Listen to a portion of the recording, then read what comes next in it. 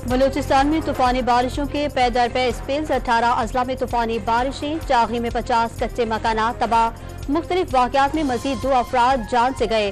तफ्तान में कई गाड़ियां सैलाबी रेले में बह गईं। खैबर पख्तूनख्वा के मालाकंड डिवीजन के मुख्तलिफ अजला में एक बार फिर बादल बरस पड़े।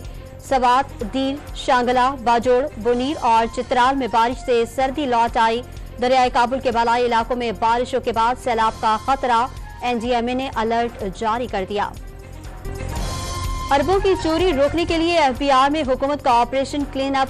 जांच पड़ताल के बाद इनलैंड रेवेन्यू सर्विस और पाकिस्तान कस्टम्स के ग्रेड 21 और ग्रेड 22 के 12 अफसरान को ओएसडी बना दिया गया।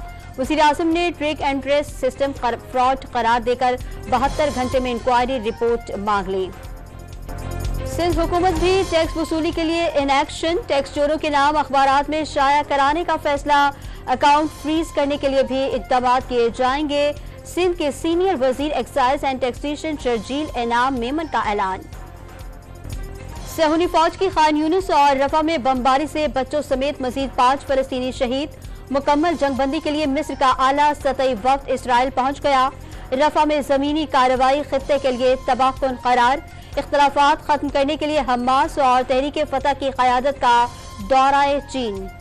फलस्तीनियों के हक में होने वाले अमरीका और यूरोप के बाद ऑस्ट्रेलिया की जामियात तक फैल गए।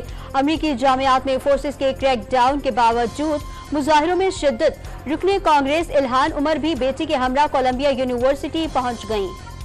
कराची के इलाके डिफेंस फेज 2 में वाक़े घर में डकैती। 4 डाकू 11 लाख रुपए लूट कर ले गए। रेक्सलैंड लियारी में मुबैना पुलिस मुकाबला। एक मुलजिम जख्मी हालत में धर लिया गया। जामशोरों में टोल प्लाजा के करीब कोच की मोटरसाइकिल को टक्कर। ड्यूटी देकर भाग जाने वाले सिक्योरिटी गार्ड बाप बेटा जाँ बहक हो गए। चीन का अमेरिका को रेड लाइन्स अबूर न करने का पैगाम। दोनों ममालिक को हरीफों के बजाय शराकतदार होना चाहिए।